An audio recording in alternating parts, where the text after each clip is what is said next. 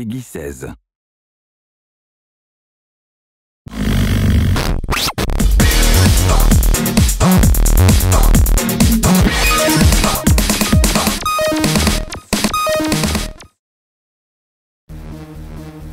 Alors que la Gamescom bat son plein, Need for Speed therun continue sa course endiablée jusqu'à sa sortie officielle le 18 novembre prochain. Je vous laisse découvrir en images le stand de la Gamescom, un stand blindé qui, pour le coup, carbure.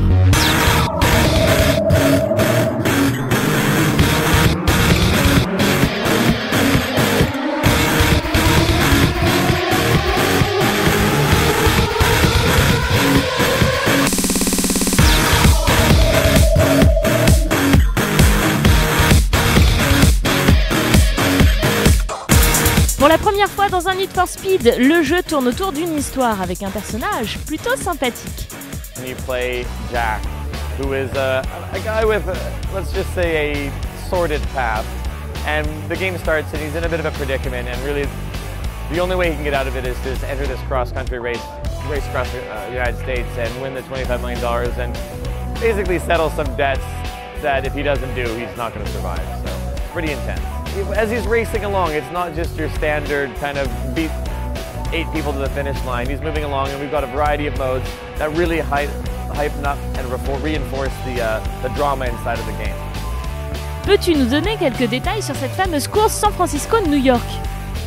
Well, you start in San Francisco, and you're going to race along, and you get to New York City first. You have to beat 200 other racers, and really.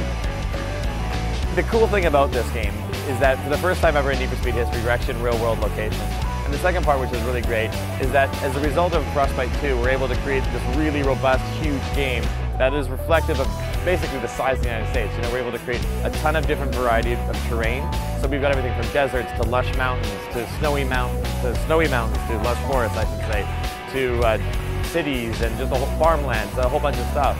And you know, and through that, there's about 300 kilometers, so really big game. In fact, I think it's easily the biggest Need for Speed game with 3 times the track space of previous games.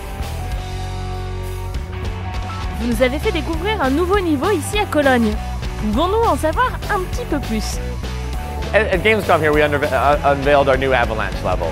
And you know, at certain points in the game, we wanted to really create an epic Hollywood, big budget, Michael Bay sort of moment that people were like, and you know, one of the ways that we were able to do that in this case is combine almost our little battle or a rival mode where you're battling against a driver. You've got the opponent car in the Avalanche game. It's an Audi R8, and then but we wanted to add up that and fuse it with sort of our survival mode where we've got, in this case, an environmental impact on the car, and there's an avalanche coming down.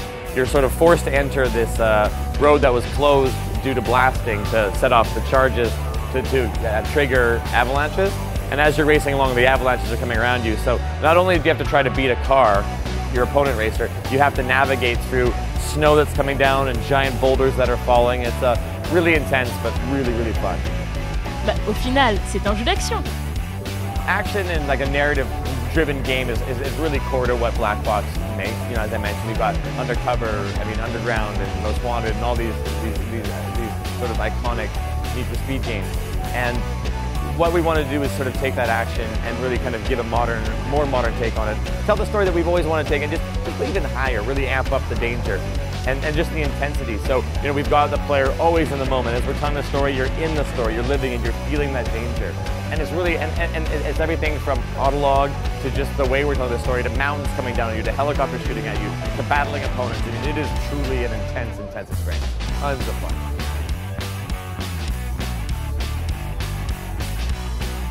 Pouvez-vous nous parler de la fonctionnalité autolog?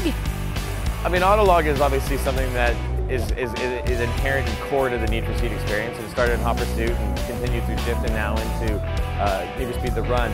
And the great thing about autolog in The Run is, you know, in previous games it was always based around comparing your time against your friends on a particular track.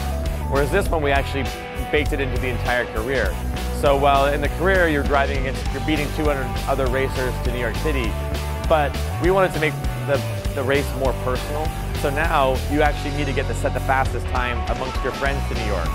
So it doesn't feel quite as lonely, and it really amps up the motivation and the danger as you're looking at it and you're racing. You're like, I won the race. and then you look down and you're like, ah, but my friend is still 2 minutes ahead of me. So now there's success inside the game, and then there's the bragging rights amongst your friends. So it really personalizes the game a lot, which is great. We can't wait for you guys to check it out. November 18th. It's on PS3, Xbox 360, PC, Wii, 3DS, and various mobile applications.